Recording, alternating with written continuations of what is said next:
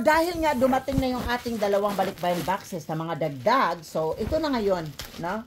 Maglalagay tayo ng mga additional dollars dito sa ating mga wallets. Yan.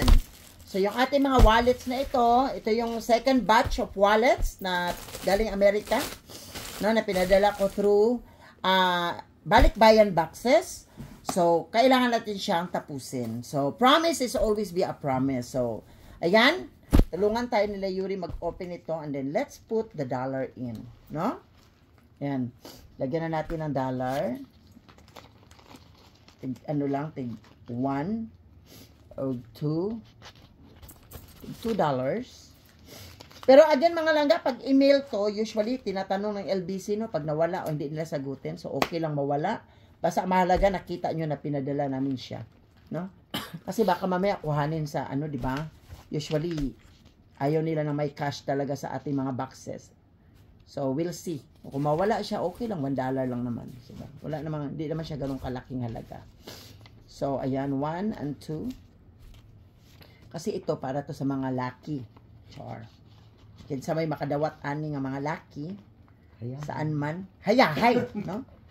Ayan. So, that's $2 each. Iano natin siya.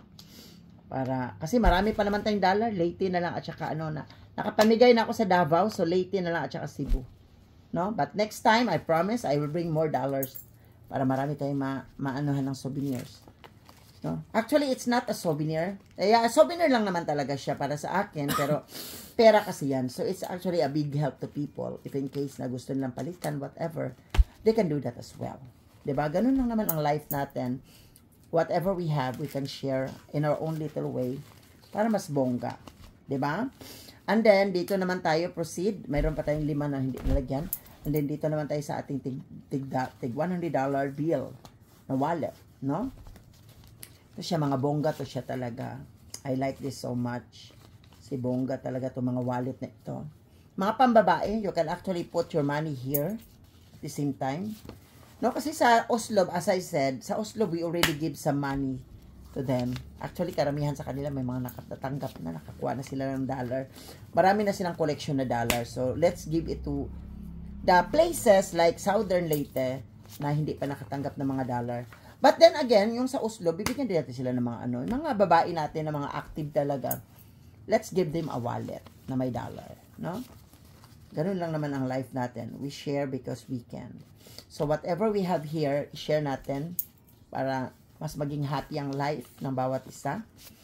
Mas maganda yung mag-share tayo kaysa tayo yung bibigyan. Mas maganda yung tayo nagbibigay, rather. 'Di ba? Ganun lang ang life. Kung anong mayroon tayo, ano natin sa iba. Para lang masaya, di ba? Ganun lang naman. I don't need to, ano naman, kasi sa Southern naman, may mga wallet na rin naman sila, so, add-on na lang yung mga dollars. I-add na lang natin, ibigay yung mga dollars na yan. Di ba? So, ito mga wallet na to may dollar na. So, kung sino yung bet pa natin dagdagan natin. May mga pa-games kasi tayong gagawin sa Southern Leyte, at saka sa Oslo, wherein mag-i-enjoy ang lahat. 'Di ba? So, hindi ko na talaga siya totally binilang. Kung dalawa o isa man yung nailagay ko, I don't care. Mahalaga, masaya yung makakatanggap nito.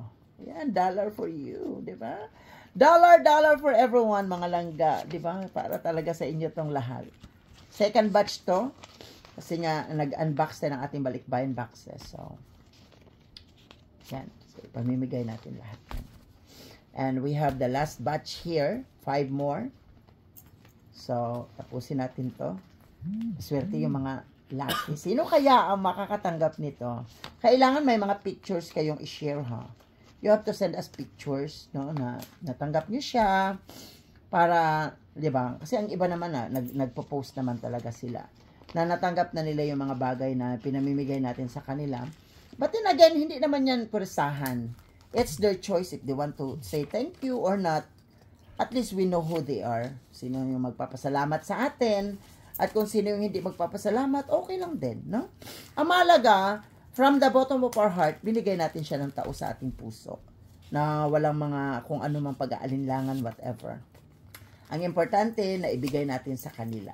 Yung mga bagay na ibibigay natin. Diba? Yun lang naman ang importante dyan. wala nang mas importante pa kundi ang happiness ng bawat isa. So, alam niyo na, our priority is always your happiness is always our priority. So, this is once again your channel, Makulay na Buhay, USA Life. We love you all and God bless. See you soon, Southern Leyte. Malapit na, ilang araw na lang, magkita-kita na tayo. I think 4 days more. No, 4 days na lang, magkita-kita na tayo kasi tomorrow is 13, 14, 15 is our flight, and then 16, we'll be there. See you there. We love you. And also, Oslab Cebu, we miss you. See you soon.